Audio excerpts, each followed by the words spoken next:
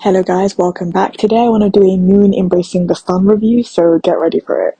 The first thing that I'll say is this is a drama that probably did not need to be 20 episodes. I feel like it probably could have been 16 because after the first 6 episodes, a lot of the plot kind of drags out because you know that the male lead and female lead will figure things out and then it will hopefully be a happy ending.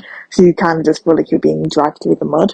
The second thing is the child actors were a lot better than the adult ones, aside from the male lead played by the same male lead who was in Queen of Tears. Everyone else was kind of like, it's kind of like disappointing. I was like, oh, like it would have been nice if the child actors kind of were still in it. At least that was from my perspective anyway. I don't know what other people might think. And the story is obviously really sad and really tragic. And I felt more sad, I guess, and more chemistry between the child actors than I did them when they were grown. Um, and I kind of was just like, I don't know, like put off by the adult actors. Like I just it was like, oh, like it felt like a completely different story basically, and I kind of stopped being so attached to the characters like after they grew up, and like I don't know, I just stopped kind of caring. Like I was just kind of like, oh, whatever. Um, in terms of like characterization, I like the female lead. She's strong. If anything, you know, the female lead is a bit of a Mary Sue, but the drama's from 2012, so that's kind of what I would expect. But she is really kind-hearted and everything. I would say her whole thing about thinking that people are on equal levels of class, at least before she loses her memory, is a bit ridiculous considering her own class status.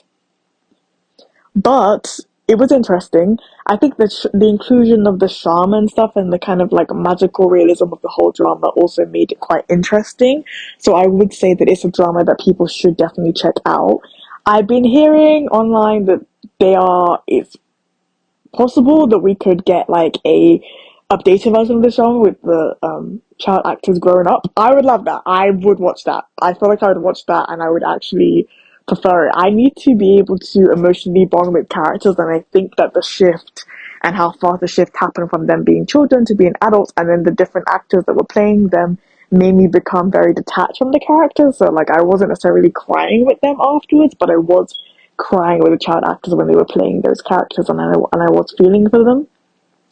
One more thing I will add before I go is that second female leads, I'm telling you, this is one trope I hate overall. Second female leads who are literally just antagonistic to be antagonistic so that it makes it easy for the male lead to fall in love with a female lead really annoy me. Because, you know, why not have a second female lead that's equally as good and then let's see who gets chosen. I would much prefer that than just creating an antagonistic second female lead because the female lead has to be the star. It doesn't seem entirely fair to me, and it's a very common trope in both C dramas and K dramas. And I just started watching some Japanese dramas. I haven't really noticed it there as much. It has its own things. Um, but that's something I also wanted to mention. Overall, a decent drama. I'd rate an 8 out of 10, which is good for me. Good quality, nice plot, makes sense, logical, doesn't have anything out of the blue. I think my main criticism is just my own personal emotional detachment from the drama. Let me know what you thought about the drama in the comments below, and we could have some discussions there. And if you like my videos, please like and subscribe. Thank you. Bye.